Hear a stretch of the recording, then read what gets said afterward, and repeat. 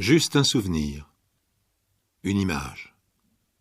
Le symbole de l'enfance que l'on maltraite, qui ressurgit brusquement du passé.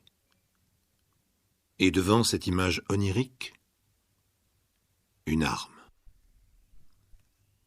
La police est là. Les voisins crient, toute la rue est en émoi, les gens aux fenêtres, les gosses grimpés dans les arbres, juchés sur le toit des voitures. Palerme, 6 heures du matin, soleil d'été sur un quartier pauvre. On a tiré au revolver chez Salvatore. Sa femme, Francesca, est allongée dans le couloir de l'appartement. Vêtue de noir, son corps massif, étrangement immobile, le visage pâle. Seuls les yeux écarquillés de surprise ont encore un éclair de vie. Le médecin vient de lui faire une piqûre pour soutenir le cœur, mais le pronostic est sombre. Assise sur une chaise, une jeune fille, au visage ingrat, l'air un peu stupide.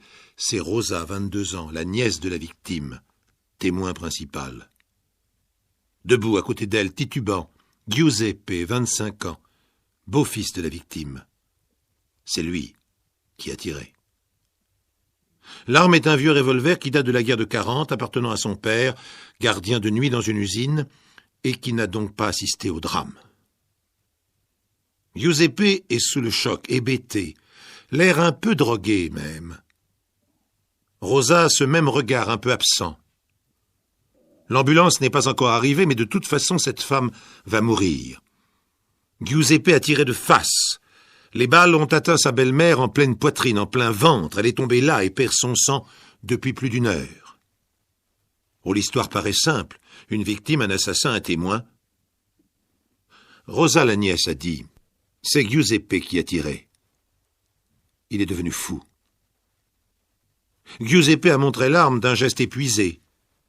Depuis, il se tient debout à côté de Rosa, stupéfait, le regard agrippé à celui de la belle-mère, qui n'en finit pas de mourir et de le fixer avec surprise et parfois des éclairs de haine.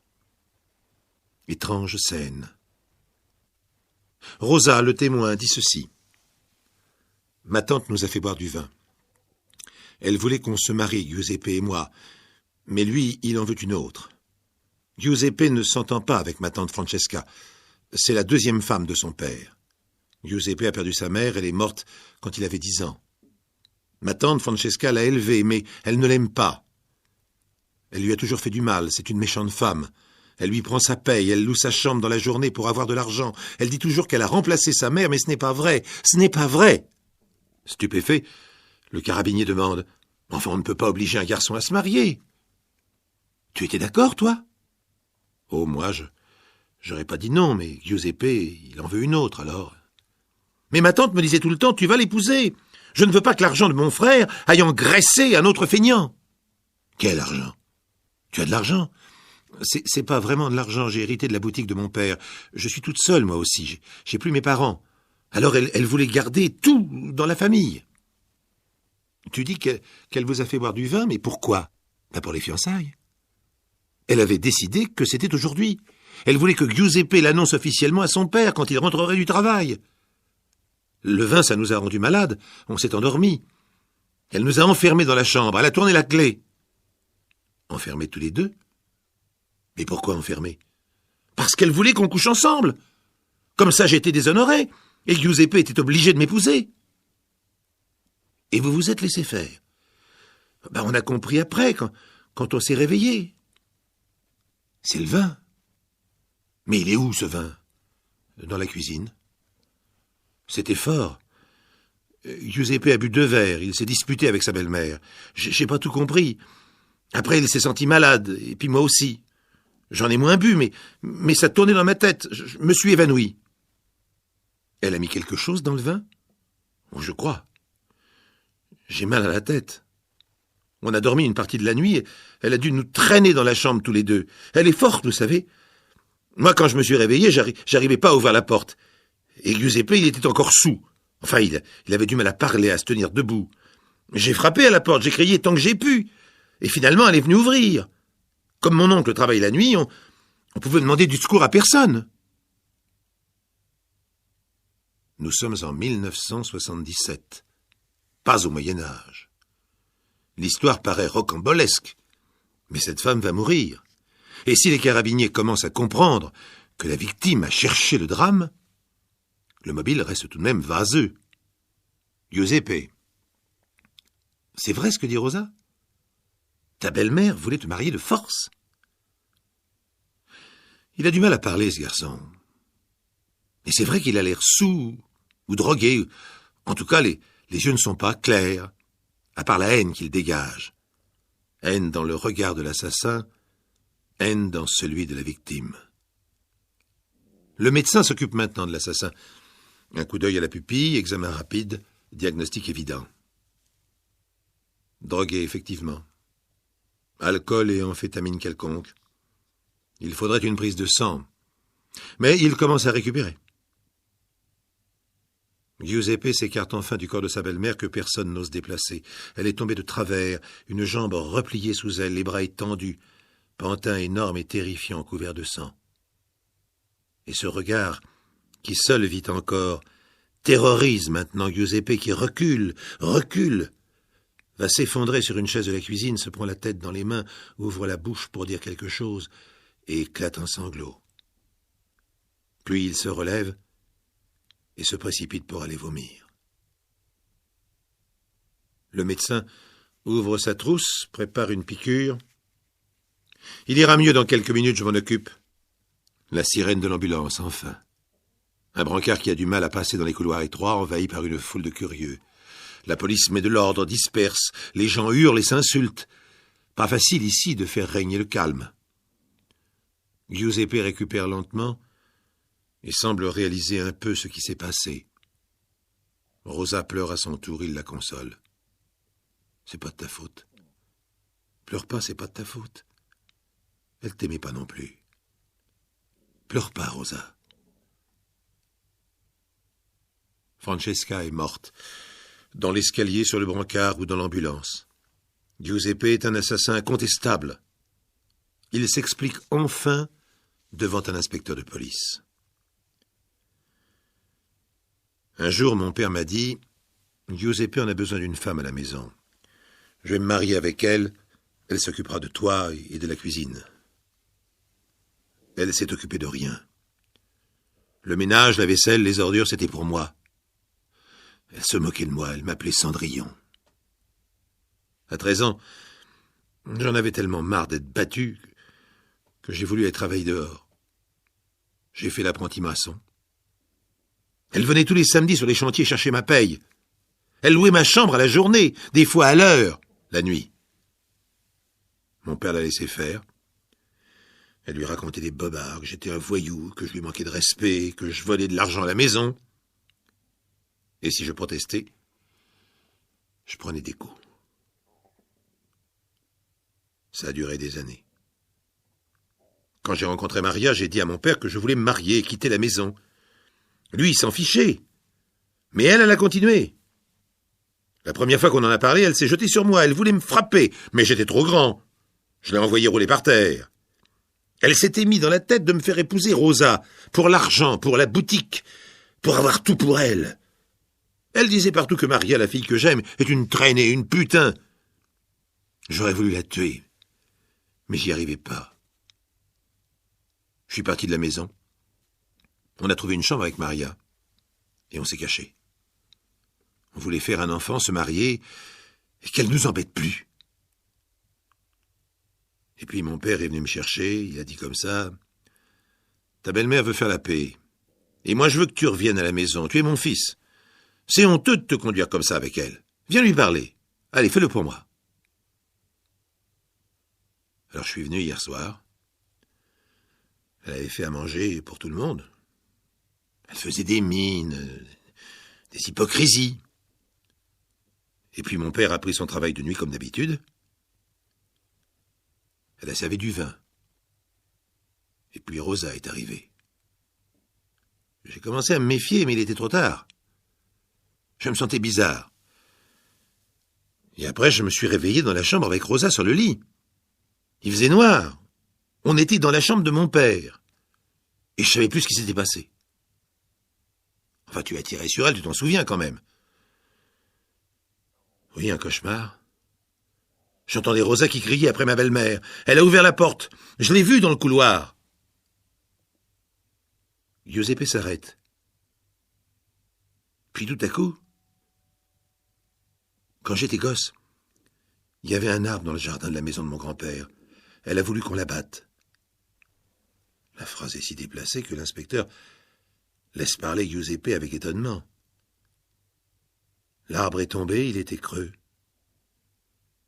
J'ai ramassé un nid d'oiseau. Il y avait 2 œufs minuscules.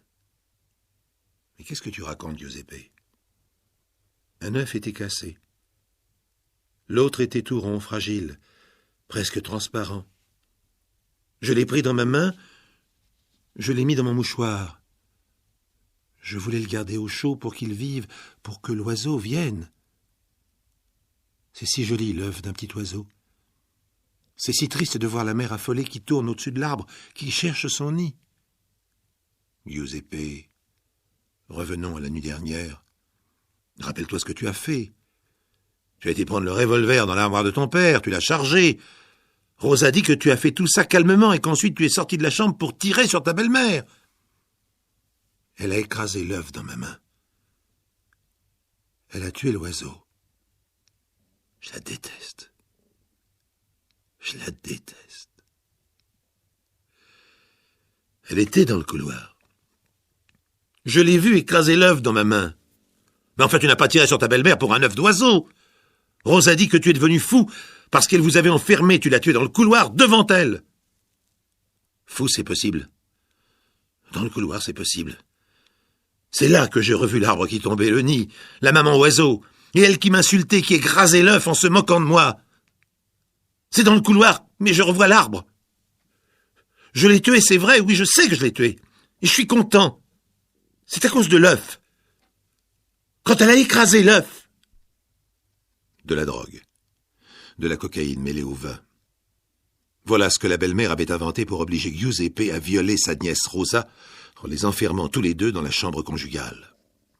Ah, elle avait de belles relations à Palerme, cette virago acariâtre de 60 ans, pour se procurer suffisamment de cocaïne et rendre fou ce gamin qu'elle torturait depuis des années.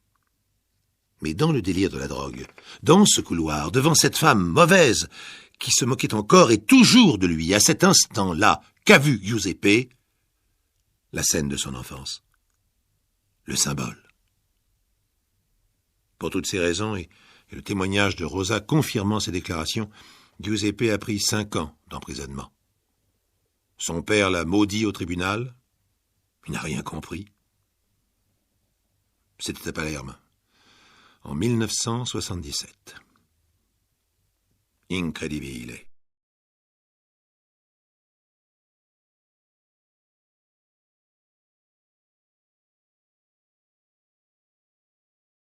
Ce 15 mai 1991, Raymond Alberti a quitté tôt le matin Tours, où il habite, pour se rendre à son chantier de Saint-Cyprien-sur-Loire, à une vingtaine de kilomètres. Il s'agit d'une villa d'assez grande dimension, un peu à l'écart du village, qui doit servir de résidence secondaire à un Parisien. La construction est près de se terminer, puisqu'on en est à la toiture. Raymond Alberti est entrepreneur, il emploie 3 personnes, 2 ouvriers et un apprenti. Il est 7h30.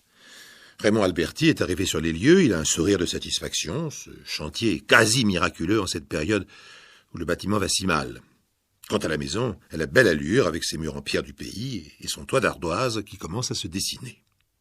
Le toit. Raymond Alberti s'approche encore. C'est curieux. Il aurait juré qu'il n'y avait que 5 rangées d'ardoises lorsqu'ils sont partis la veille. Et maintenant? Il recommence mentalement. Pas de doute. Il y a 7 rangées, 2 de plus. L'entrepreneur reste songeur.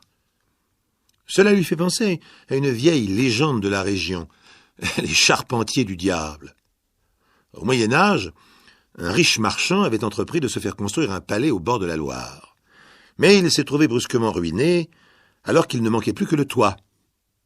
Le diable est venu le trouver, il lui a proposé de terminer l'ouvrage en échange de son âme. Le marchand a accepté. Des dizaines de démons, les charpentiers du diable, ont travaillé toute la nuit, et au matin, le palais était recouvert des plus belles ardoises qu'on ait jamais vues. Le surlendemain, la Loire est entrée en crue et a enlevé palais et marchands. Certains soirs, dit-on, On peut entendre ses gémissements au bord du fleuve. Raymond Alberti essaie de se raisonner. Mais il n'y a rien à faire, il n'aime pas cela. Il est un peu superstitieux. Il a toujours cru au surnaturel. Et les charpentiers du diable, non, il n'aime pas. Raymond Alberti monte à l'échelle de l'échafaudage et jette un regard sur les 2 rangées en trop. C'est du travail impeccable, du travail de professionnel. La seule explication est qu'il a dû se tromper. Tout à l'heure, quand ses ouvriers arriveront, il les interrogera, ils lui confirmeront son erreur, et tout rentrera dans l'ordre. 8h moins 5, Pierre-Marie arrive en sifflotant sur sa bicyclette. Pierre-Marie, 48 ans, est le plus ancien ouvrier de Raymond Alberti. Ils ont le même âge et ils travaillent ensemble depuis 15 ans. Raymond Alberti l'interpelle. « Salut Pierrot! Dis donc, viens voir un peu par ici. » Pierre-Marie monte à l'échafaudage. Oh, le patron n'a même pas le temps de poser la question. Dès qu'il est arrivé à hauteur du toit, il émet un sifflement. Mince alors! Il y a 2 rangées en plus! Raymond Alberti et son ouvrier sont en train de commenter la découverte lorsqu'un pas résonne sur l'échelle et qu'un nouveau membre de l'équipe apparaît. C'est Paul Constant, l'ouvrier couvreur. À la question de son patron sur les 2 rangées en trop, il est tout aussi affirmatif. Ah, pas de doute, il y en a bien 2 de plus. Arrive alors le dernier, Cyril Duprat, 18 ans, apprenti. Il habite Saint-Julien même. Raymond Alberti l'aime bien, d'abord parce que c'est un bon ouvrier, adroit et consciencieux, ensuite parce que c'est un brave garçon. Il est toujours inquiet sur son travail, trop même. Comme beaucoup de jeunes, il est hanté par le chômage. Cyril Duprat paraît sur l'échafaudage. Il a une curieuse allure avec son immense taille et son visage poupin.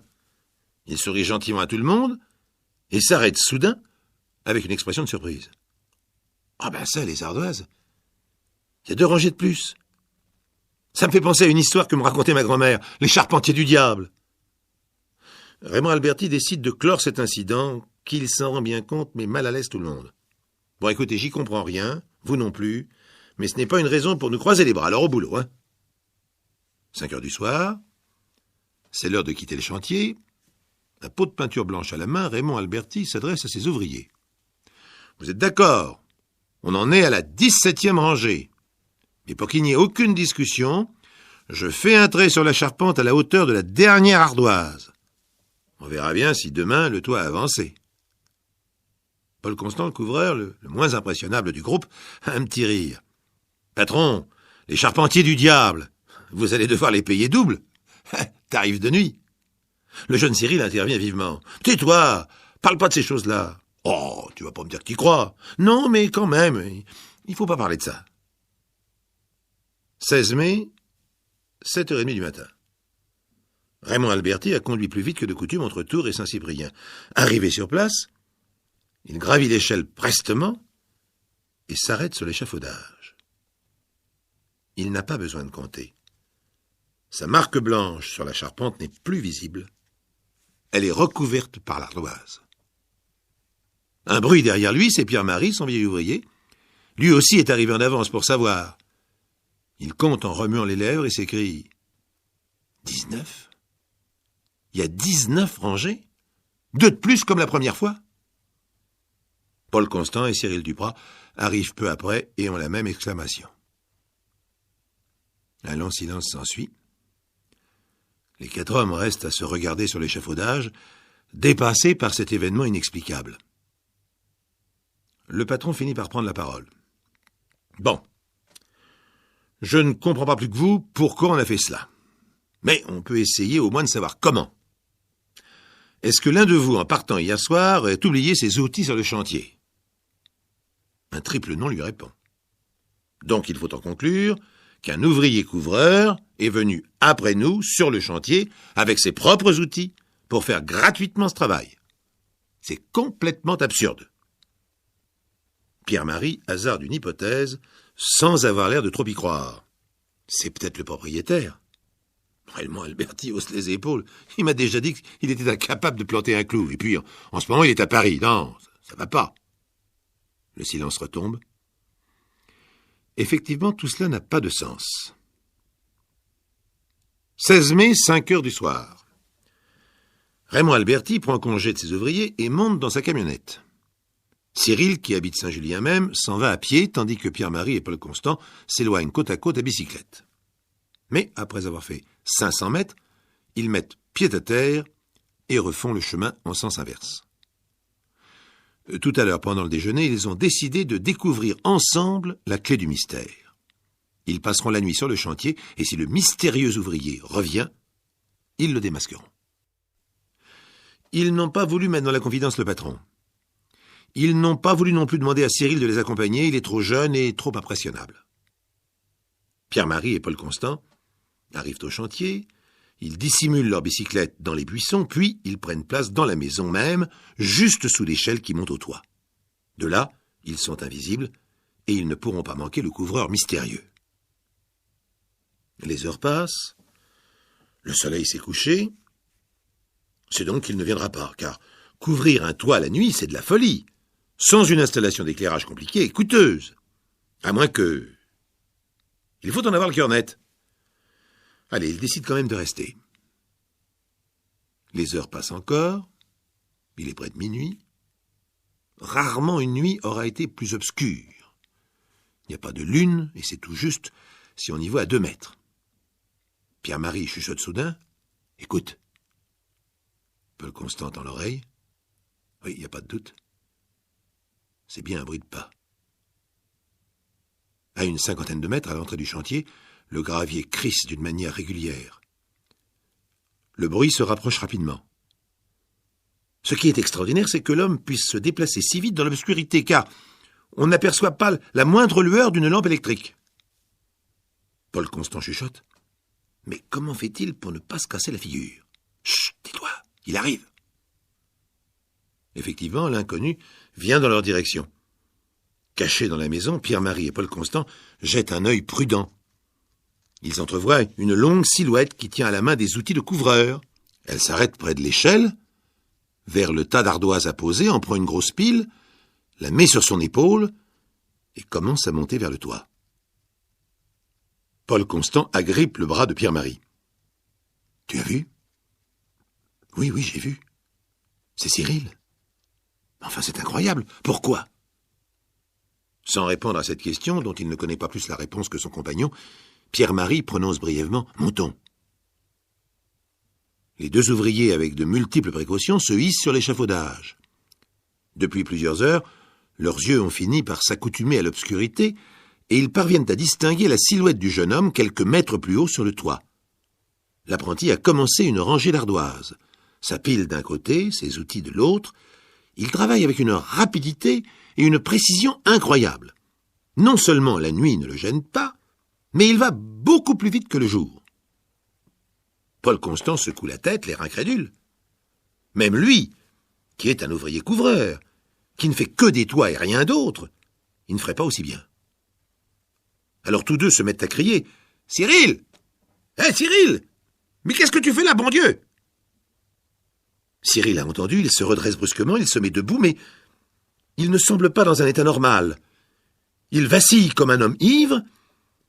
Il se met en marche en titubant. « Non, Cyril, pas par là! Non, tu vas !»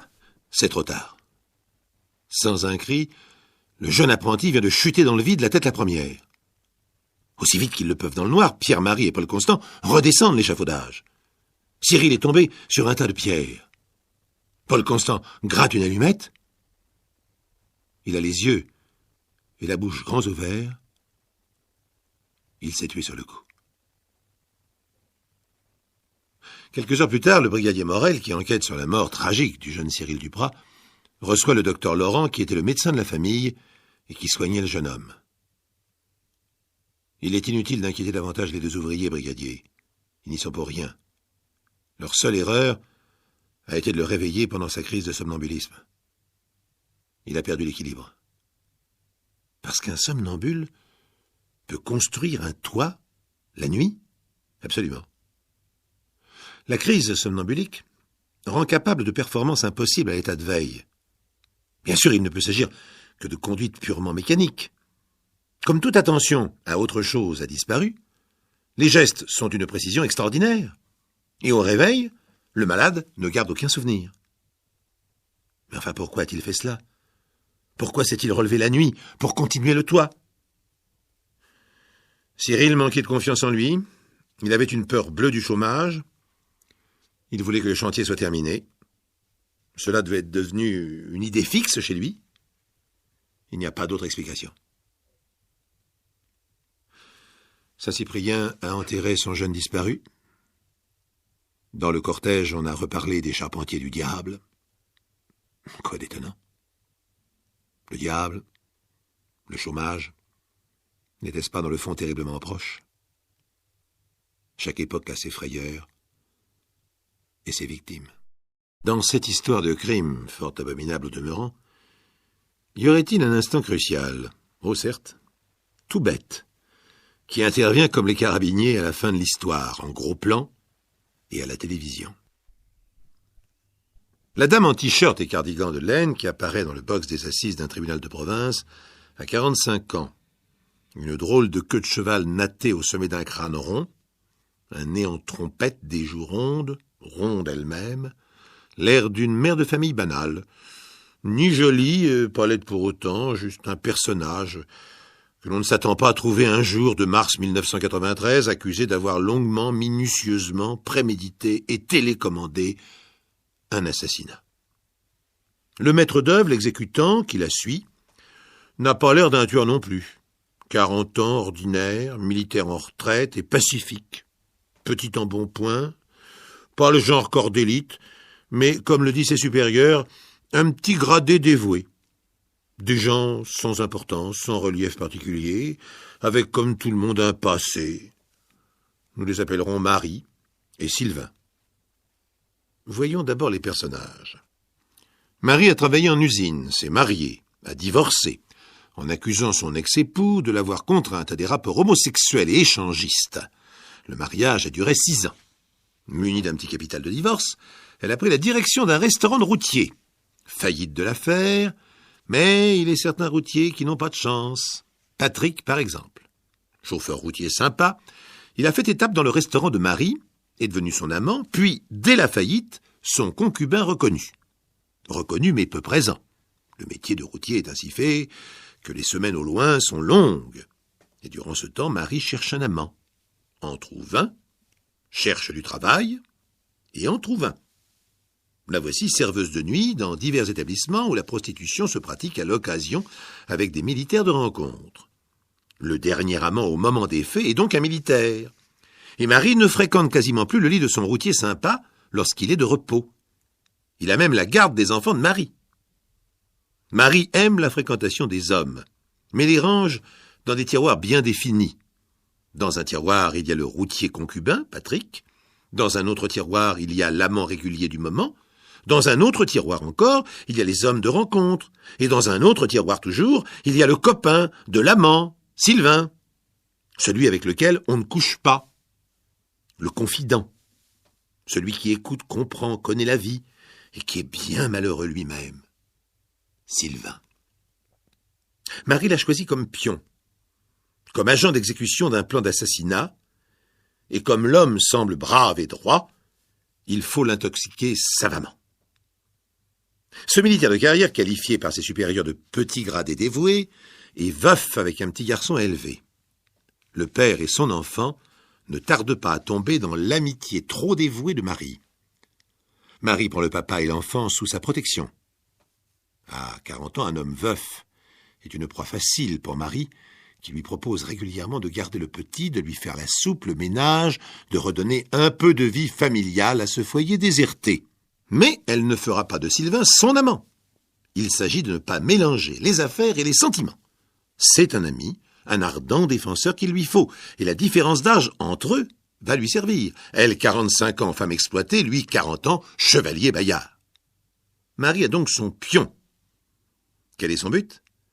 Faire assassiner son concubin routier par le chevalier Bayard. Pour cela, il faut donner de bonnes raisons à Sylvain. Par exemple, au fil des confidences, se plaindre que cet homme brutal a des attouchements libidineux envers la petite fille de Marie qui n'a que 12 ans, que c'est un être Dieu, qu'elle ne peut plus supporter, qu'il la traite comme une moins que rien, et ses enfants comme des domestiques. Intox. Régulièrement, durant plus d'1 mois, en tout cas semble-t-il, l'intox fonctionne. Et voici qu'un jour, Marie annonce qu'elle ne peut plus supporter cette vie et que Sylvain, le bon copain, doit l'aider à supprimer son concubin. Le concubin, ayant une assurance vie, 2 même, S'il décède par accident, Marie bénéficiera d'une prime de consolation de quelque 900 000 francs. C'est elle qui a modifié le contrat d'assurance vie. Elle qui a signé une revalorisation en imitant la signature de son concubin. Elle l'a signée il y a 1 an, délai nécessaire avant que la victime puisse avoir un accident et que la bénéficiaire puisse toucher la prime. Marie n'attendra pas plus longtemps. Ce jour fatal est un vendredi, 12 mai 1988.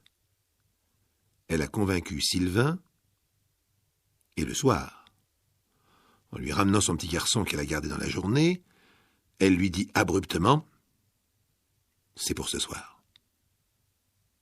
Il prétend devant les assises qu'il ne voulait pas, mais elle était trop malheureuse.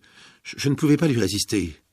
J'ai accepté en me disant que je ne ferais le travail qu'à moitié. S'il est sincère, cet homme, s'il a vraiment cru que l'on pouvait assassiner quelqu'un à moitié pour rendre service, la chose est curieuse, car il va réellement l'assassiner, mais au prix d'une équipée sauvage et qui commence par un ratage monumental.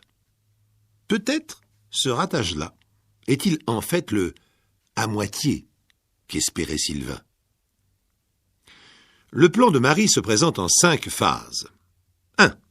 La victime, son concubin, est à la maison pour la nuit avec les 2 enfants de Marie, dont sa petite fille de 12 ans. Avant de partir travailler dans son club de nuit, Marie va servir à sa victime un café au somnifère. 2. Elle le laisse seul et va travailler pour se constituer un alibi, mais en laissant la porte ouverte. 3. Sylvain entre, assomme Patrick endormi dans son fauteuil devant la télé et le transporte dans sa voiture.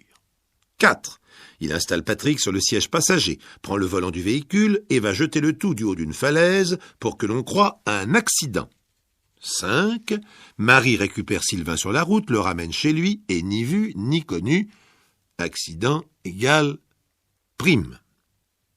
Ils ne sont pas amants, aucun lien ne sera fait entre eux et il n'y a aucun danger, absolument aucun, puisque même la petite fille de Marie, 12 ans, est au courant de l'opération et assurera alibi et surveillance.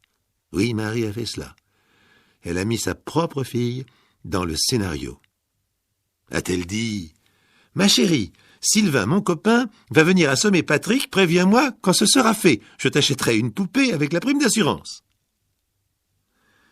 Un soir de mai 88, donc, Sylvain pénètre dans l'appartement où effectivement Patrick, 31 ans, somnole devant la télévision. Il est armé d'un souvenir africain, un pilon en bois, solide. Il frappe l'homme endormi sur le divan, mais rate son coup. Patrick se réveille, s'assied sur le lit, et pris de panique, Sylvain s'enfuit en courant. Si la chose s'était arrêtée là, Patrick le routier serait toujours en vie, avec une affreuse bosse sur la tête. Mais il va réveiller la petite fille, le crâne plein de sang admis assommé, pour demander du secours.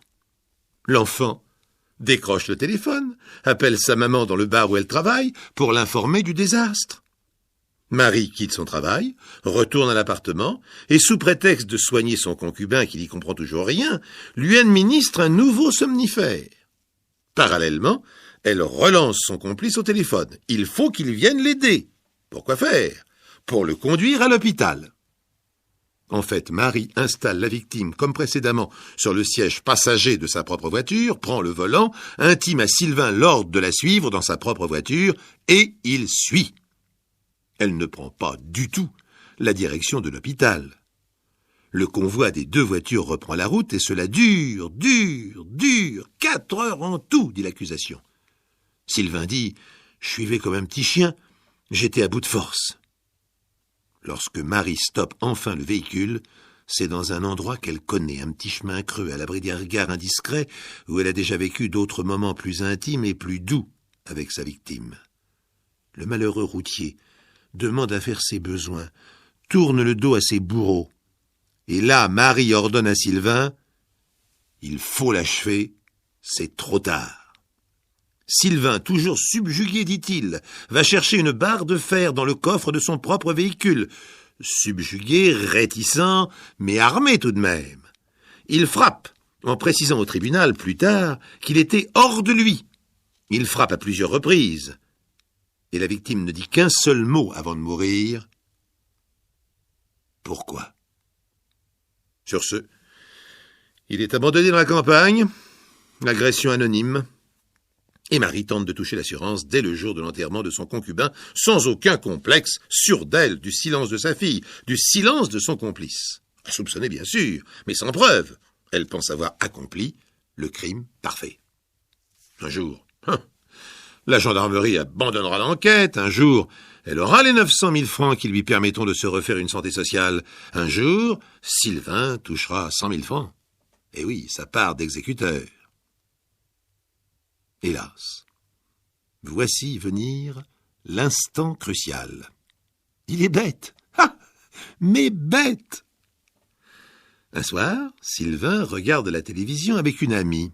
C'est un film policier. Sous leurs yeux, une scène de meurtre. Un homme prend un bâton, frappe et tue. Gros plan sur la victime. Sylvain hausse les épaules. J'ai horreur des invraisemblances. Mais c'est pas comme ça qu'on tue un bonhomme. L'amie le regarde, stupéfaite. Qu'est-ce que t'en sais? T'as déjà tué, toi? Non, mais... J'ai dit ça comme ça, je sais pas pourquoi. Mais il est vert. Et ses mains tremblent en éteignant cette fichue télévision. Et l'ami ressent quelque chose d'étrange. Une certitude. Le genre de certitude qui passe d'un être à l'autre, invisible, mais qui flanque la trouille dans ce cas-là, qui vous hérisse le poil. Et voilà. Fichu, raté. Car l'ami raconte sa certitude à un gendarme de sa connaissance, et de semi-confidence en vérification, la gendarmerie reconstitue le plan infernal conçu par Marie. Sylvain est arrêté. Il avoue. 20 ans pour Marie, 15 ans pour Sylvain, pour n'être que le bras du crime, et non le cerveau.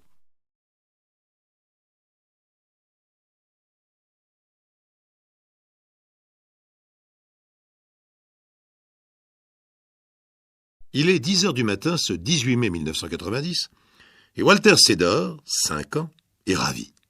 Non seulement c'est la première fois qu'il va à la pêche, mais c'est aussi la première fois qu'il prend l'avion. Un petit avion tout rouge, avec une hélice, qui fait un bruit terrible.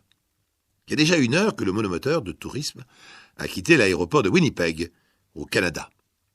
Au Canada, les distances ne comptent pas. Pour un week-end, on prend l'avion, comme on prend chez nous la voiture. Jeune Walter est installé à l'arrière de l'appareil. Devant lui, il y a son papa, Steve Sedor, et aux commandes, un ami de son père, Ken Harrison. Ils travaillent dans la même entreprise de Winnipeg. En bas, sous l'avion, c'est la forêt. La grande forêt canadienne. Walter ne veut pas regarder par la vitre. Oh, bien sûr, il est un grand puisque son père l'emmène à la pêche. Mais il a quand même un peu peur. Dans la forêt, il sait qu'il y a des ours. Et dans le fond, il a hâte d'arriver. À l'avant, Ken Harrison annonce « Nous approchons dans un quart d'heure, nous serons arrivés à Grand Rapide. » Et c'est à cet instant précis qu'il se fait un grand silence. Sur le moment, le gamin est plutôt soulagé. Le bruit du moteur finissait par l'assourdir. Mais l'inquiétude le prend brusquement. Le pilote est en train de dire « Nous avons calé, je n'arrive pas à redémarrer. » Sur le moment, le petit Walter Sedor reste muet. C'est quand son père se met à crier qu'il se met à crier lui aussi. Walter est assis dans l'herbe mouillée. Une seule pensée lui vient à l'esprit, où est son père?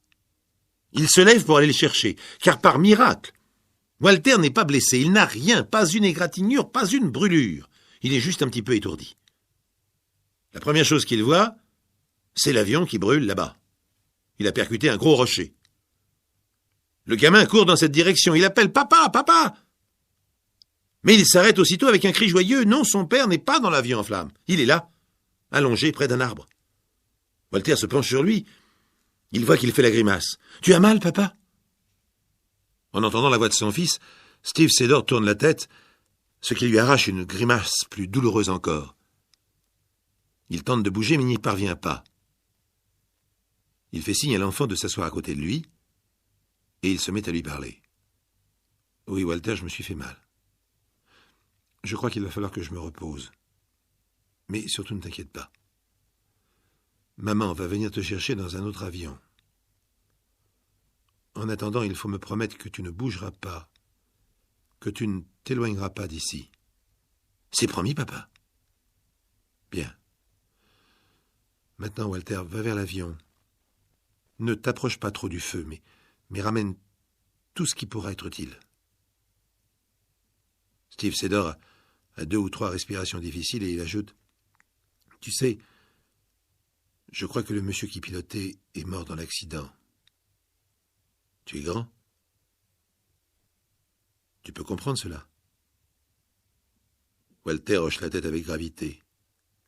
« Alors maintenant, vas-y et reviens vite. » Walter, docilement, s'en va en courant vers l'avion. Il n'a plus peur maintenant que son père est là. Il n'aura qu'à faire ce qu'il lui dira jusqu'à ce que maman vienne le chercher.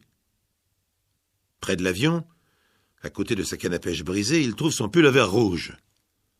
En le brandissant triomphalement, il revient vers son père, qui ne bouge toujours pas. Du regard, il lui fait signe de s'approcher. Il parle si bas que Walter l'entend à peine. « Écoute bien. Quand tu entendras un moteur dans le ciel, tu monteras sur un arbre ou sur un rocher et tu agiteras ton pullover.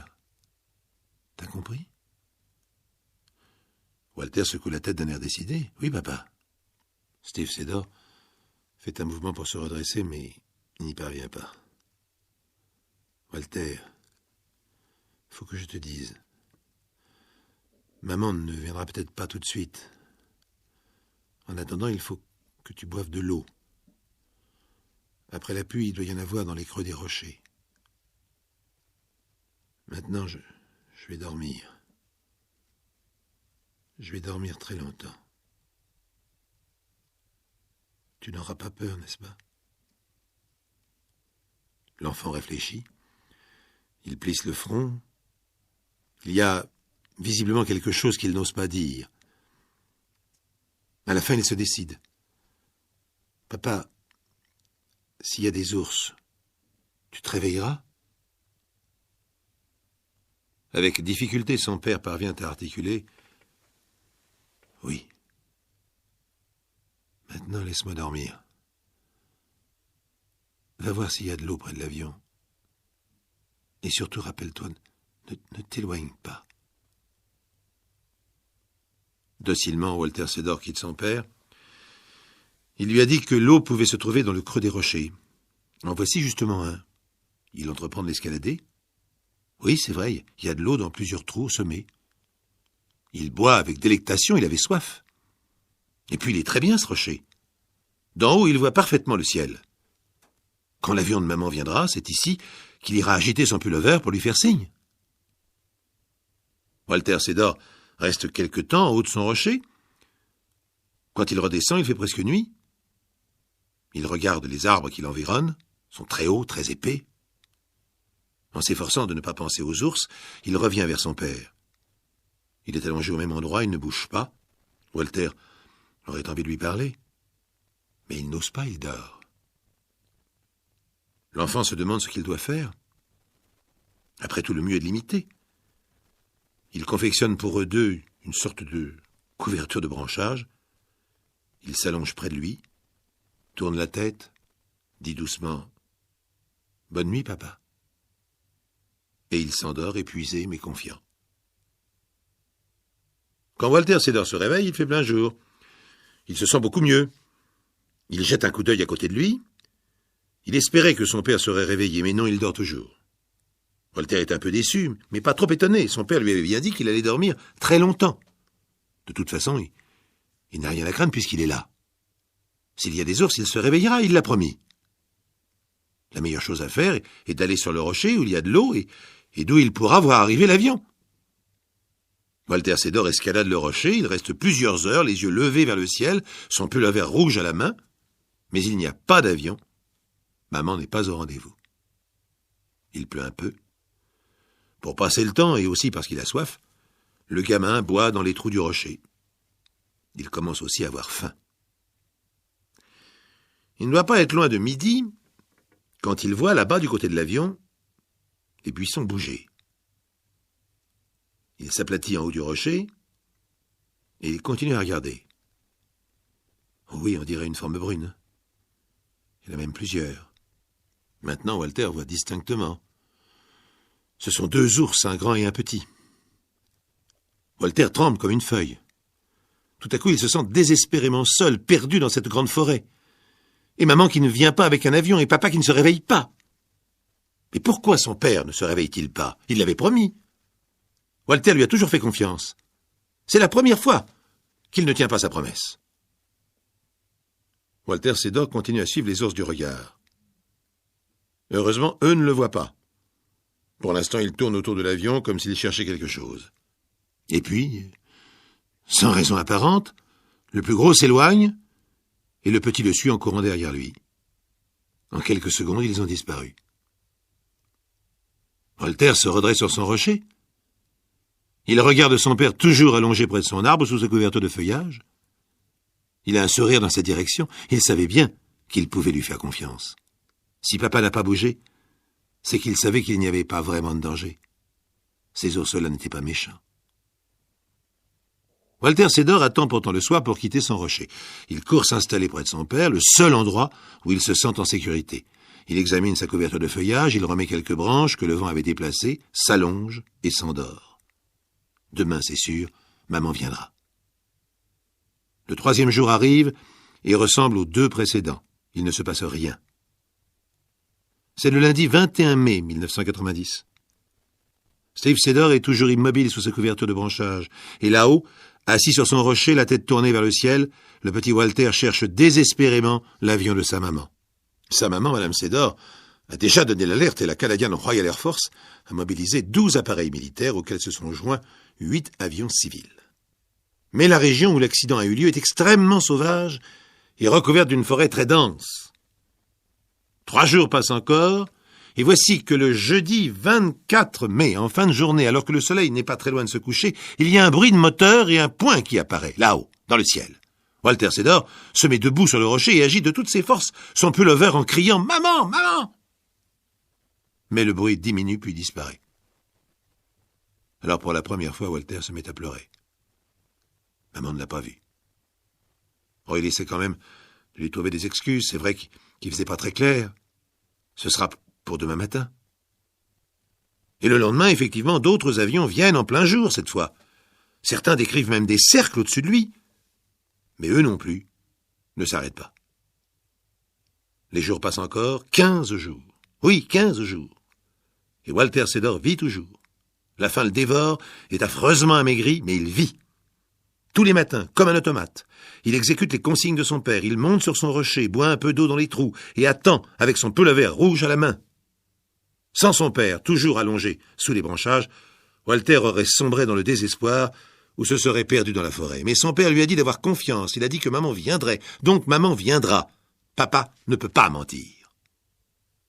Au milieu de la grande forêt canadienne, Walter Sédor résiste et résistera jusqu'à la limite de ses jeunes forces. La présence muette et immobile de son père et la confiance absolue qu'il a en lui le soutiennent. Il n'est pas seul. C'est le 2 juin, 15 jours après l'accident, qu'Harvey Evans, jeune officier de l'aviation canadienne, décolle de l'aéroport de Winnipeg pour une mission de reconnaissance, une des dernières. On va abandonner les recherches. Malgré l'insistance de Mme Sédor, c'est inutile. En admettant que l'appareil ne se soit pas désintégré au contact de la forêt, personne ne pourrait survivre dans un milieu aussi hostile. Consciencieusement, le pilote accomplit de vastes cercles au-dessus de la zone qu'on lui a demandé de prospecter.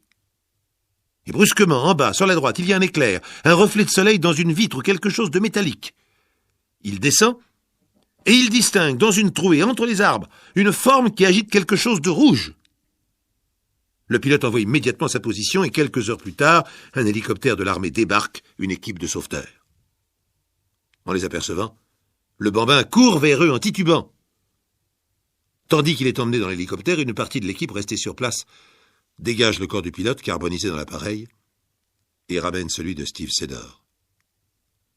Les médecins constateront plus tard qu'il était mort vraisemblablement le jour même de l'accident. Mais pour son fils, il vivait, il était là, il le protégeait, et c'est lui, et lui seul, qui l'avait sauvé.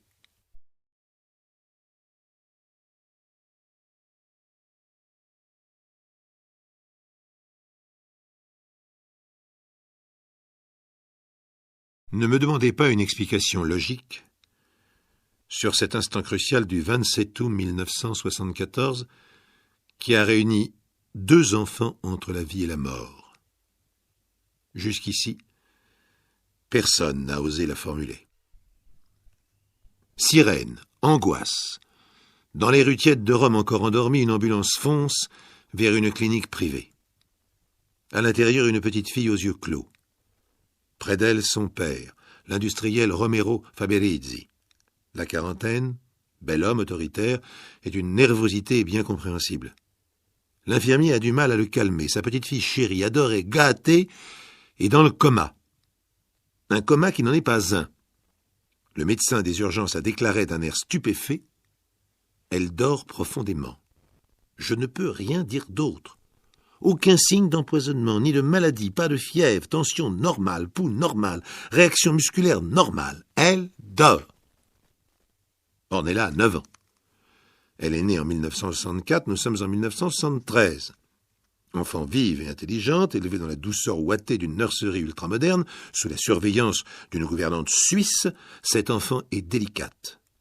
Délicate dans le sens morphologique. Une ossature fragile, une peau transparente et pâle, mais un caractère bien affirmé.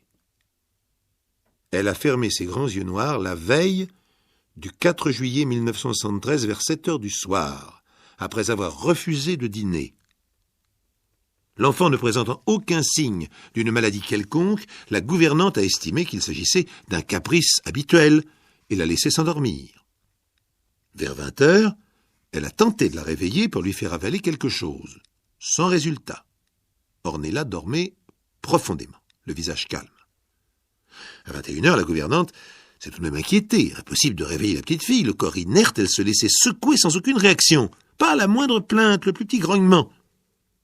Les parents étant absents ce soir-là, elle a appelé le médecin de famille, qui n'a rien compris à cet état inexplicable, et a décidé de la faire hospitaliser vers 23 heures. Entre-temps, le père, de retour d'une réception, a semé la panique autour de lui. Sa fille, son trésor unique et adoré, que lui avait-on fait? Qu'avait-elle mangé? Tout le personnel au garde à vous a subi un interrogatoire serré qui n'a fait qu'épaissir le mystère. Dans la clinique privée, dont il connaît le directeur, même comportement hystérique du père d'Ornella. Les radios ne révèlent rien, l'examen clinique non plus.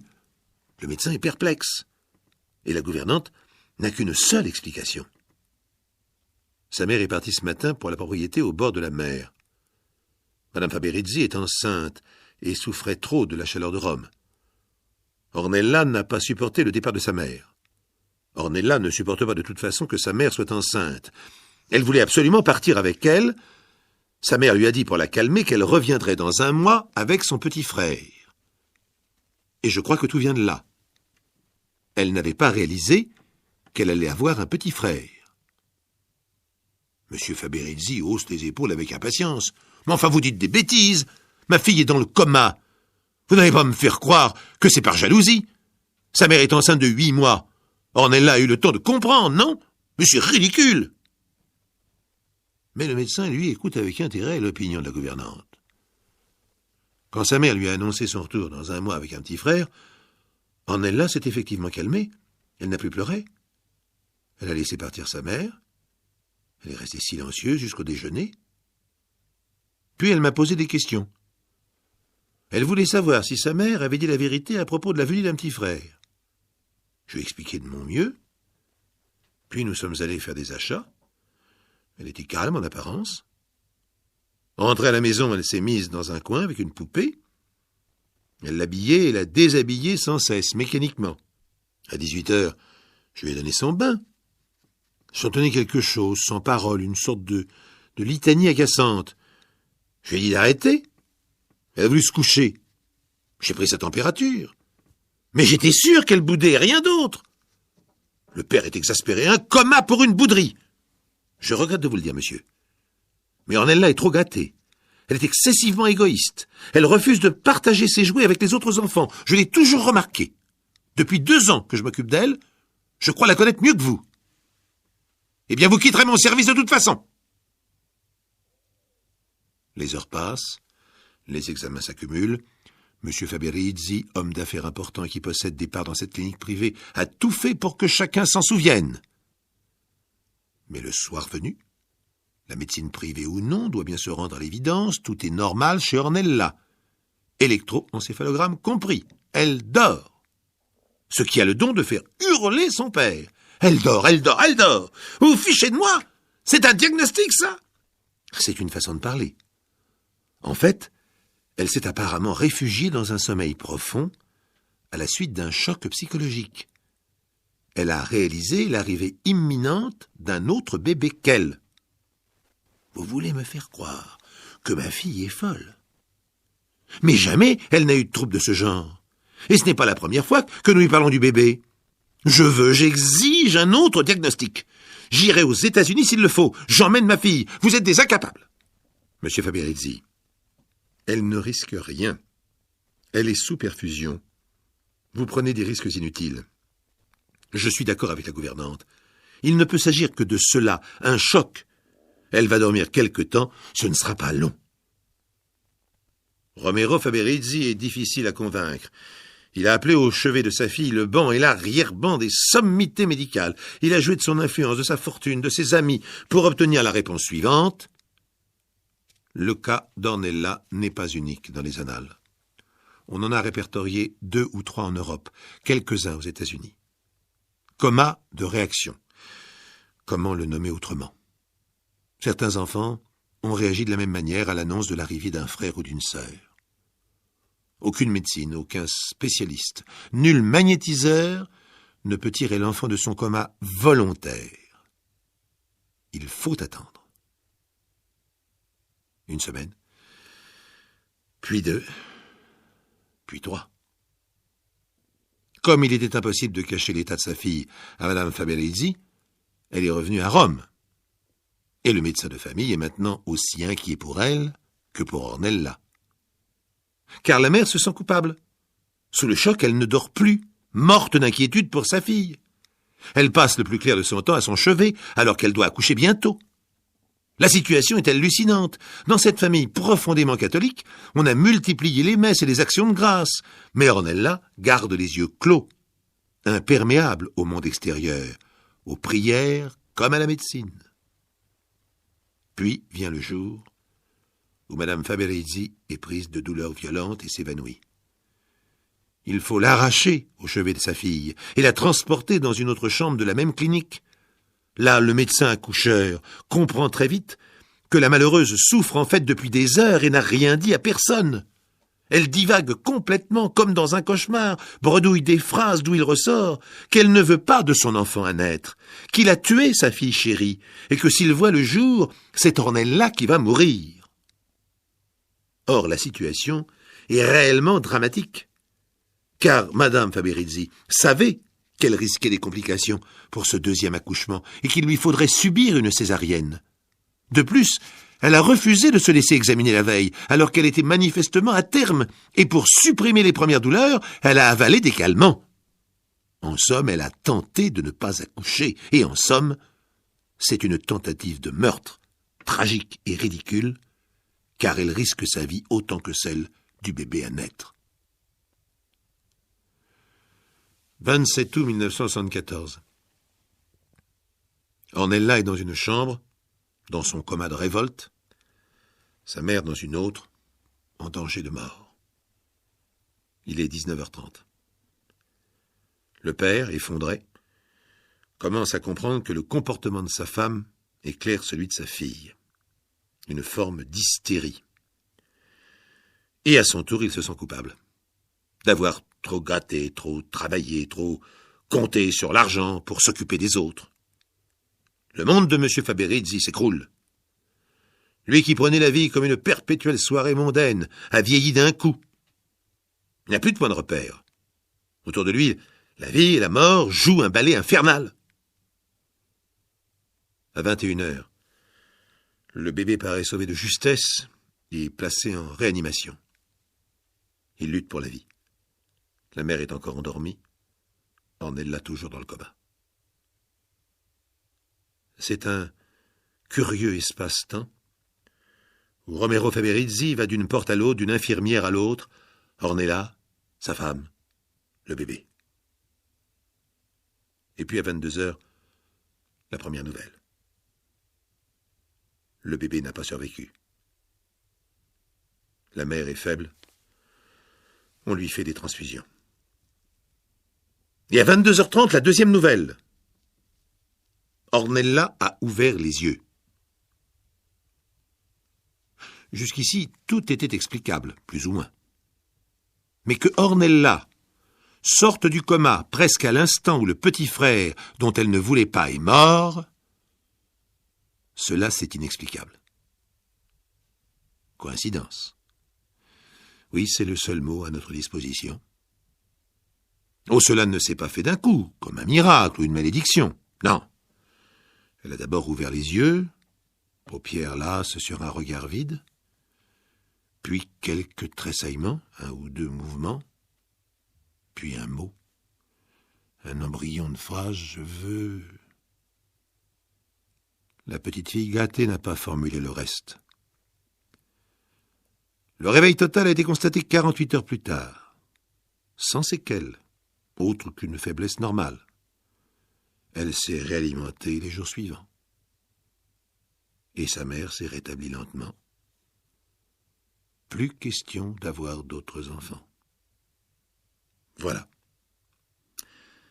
Ainsi, la vie de petite fille gâtée d'Ornella Faberizzi a dû reprendre son cours. Lui a-t-on expliqué? Mais quoi? Que lui expliquer? Qu'elle aurait réussi à empêcher sa mère d'accoucher? Qu'elle aurait réussi à ne pas avoir de petit frère? Qu'elle l'a tué par coma interposé? C'était en 1974. Ornella est maintenant largement en âge d'être mère à son tour. L'est-elle?